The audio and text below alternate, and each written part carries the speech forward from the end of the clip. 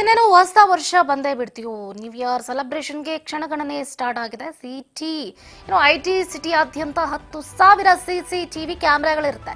ಎಲ್ಲೆಲ್ಲೂ ಅಲ್ಲಾಡಂಗಿಲ್ಲ, ಬೇರೆ ಬೇರೆ ಆಕ್ಟಿವಿಟೀಸ್ಗಳನ್ನು ಮಾಡೋ ಹಾಗಿಲ್ಲ. ನೆಟ್ಟಿಗೆ ಹೋಗ್ಬೇಕು, ನಟ್ಟಿಗೆ ಬರಬೇಕು, ನ್ಯೂ ಇಯರ್ ಅನ್ನ ಸೆಲೆಬ್ರೇಟ್ ಮಾಡಬೇಕು. ಅಷ್ಟೇ ಅಲ್ಲದೆ ನಾಳೆ ಮೆಟ್ರೋ ಸ್ಟೇಷನ್ ಕೂಡ ಕ್ಲೋಸ್ ಆಗಿರುತ್ತೆ, ಫ್ಲೈಓವರ್ ಲಾಕ್ ಆಗಿರುತ್ತೆ.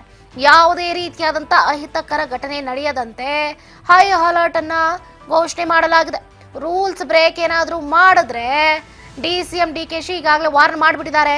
ಡ್ರಂಕ್ ಅಂಡ್ ಡ್ರೈವ್ ಕುಡಿದು ಅಲ್ಲಾಡ್ಕೊಂಡು ತೂರಾಡ್ಕೊಂಡು ಹೋಗೋರಿಗೆ 10,000 ರೂಪಾಯಿ ದಂಡ ಕೂಡ ವಿಧಿಸಲಾಗುತ್ತೆ. ಅಷ್ಟೇ ಅಲ್ಲದೆ ಲೈಸೆನ್ಸ್ ಕೂಡ ರದ್ದು ಮಾಡ್ತೀವಿ ಅಂತ ಈಗಾಗಲೇ ಪೊಲೀಸ್ ಇಲಾಖೆ ವಾರ್ನ್ ಮಾಡಿದೆ.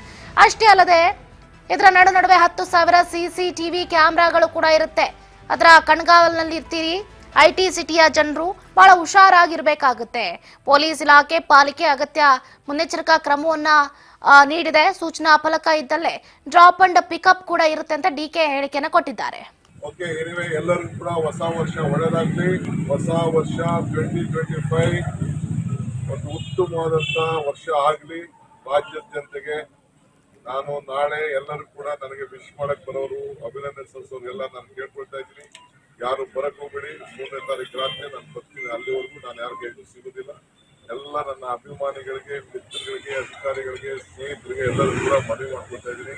ಈ ವರ್ಷ ನನ್ನ ಪ್ರೀತಿ. ನಮಸ್ಕಾರ.